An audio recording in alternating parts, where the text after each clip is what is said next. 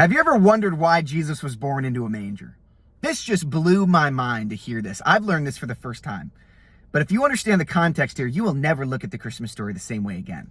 So you may not know this, but mangers back in that time in Israel were made out of stone. They're not like the pictures we see today. And these stone mangers were feeding troughs. It's what animals would eat food out of.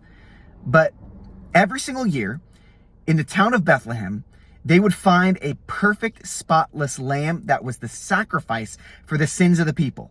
And so the priests, they would take these perfect, spotless lambs and they would place them into these stone mangers so that they could be protected. Because you had this hardened surface that you would wrap this baby in swaddling cloths, place him in the manger, and then nothing could happen to it. It couldn't get dirty. No wolves are going to eat it. It stayed pure. It stayed perfect for the sacrifice, because the sacrifice had to be perfect to atone for the sins of the people. This was a big, big deal back in the day.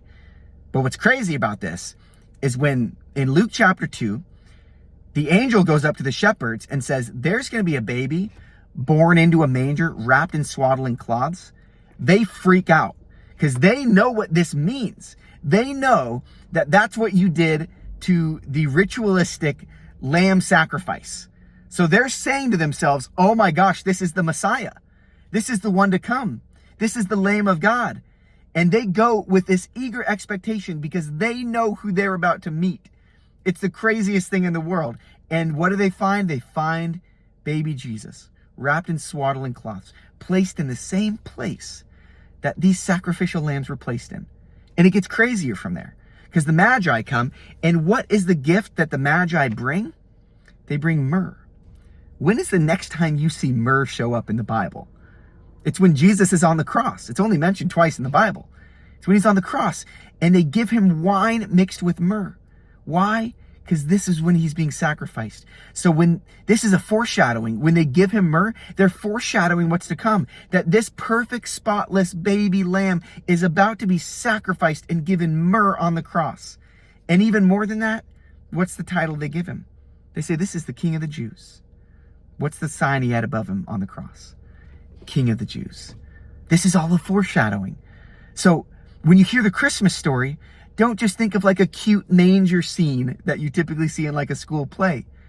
Yes, it is that, but this is foreshadowing why Jesus came.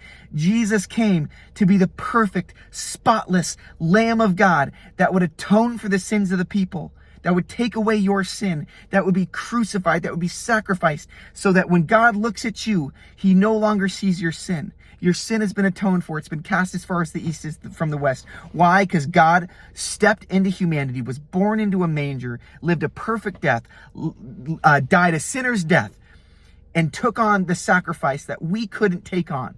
He took it on for us. He became the perfect lamb that was slain. So every time you see the Christmas scene, I want you to see the cross.